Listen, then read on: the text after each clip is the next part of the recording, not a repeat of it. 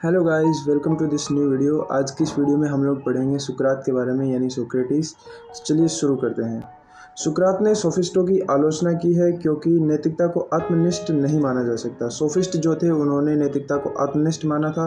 आत्मनिष्ठ का अर्थ है कि हर किसी के लिए नैतिकता अलग अलग है, परंतु सुकरात ने कहा यदि कि हर किसी के लिए नैतिकता अलग अलग होगी तो इस तरह से समाज में नैतिक नियमों, नैतिक व्यवस्था की स्थापना ही नहीं की जा सकेगी।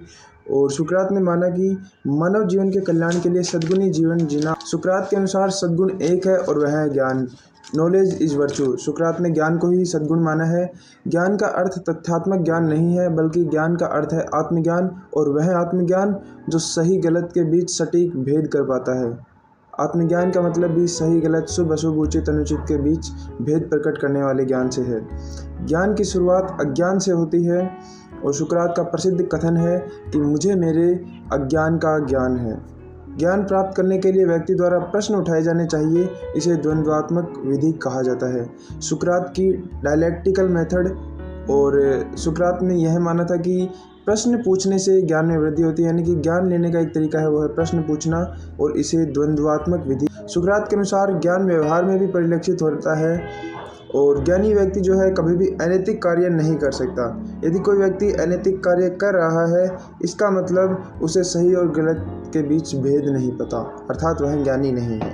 सुकरात के अनुसार अन्य सद्गुण जैसे विवेक, साहस, संयम, न्याय, सत्य, अहिंसा, ऐसे सद्गुण ये सभी ज्ञान का ही रूप है। इसलिए इन्होंने सद्गुणों की एकता का सिद्धांत दिया था, अर्थात सभी सद्गुण जो हैं वो एक में ही निहित हैं, सभी एक में ही आके मिलते हैं, और वो है ज्ञान। इसलिए इनका फेमस कोट इनके बारे में है कि नॉलेज इज वर्चू, ज्ञान ही सद्गुण है। इनके कुछ प्रसिद्ध कथन हैं, वो कथन भी देख लेते हैं। ज्ञान की शुरुआत आत्मज्ञान से होती है। अज्ञानता सबसे बड़ा दुश्मन है और ज्ञान सबसे बड़ा मित्र। जीवन का उद्देश्य ज्ञान प्राप्त करना है, ना कि धन और शक्ति।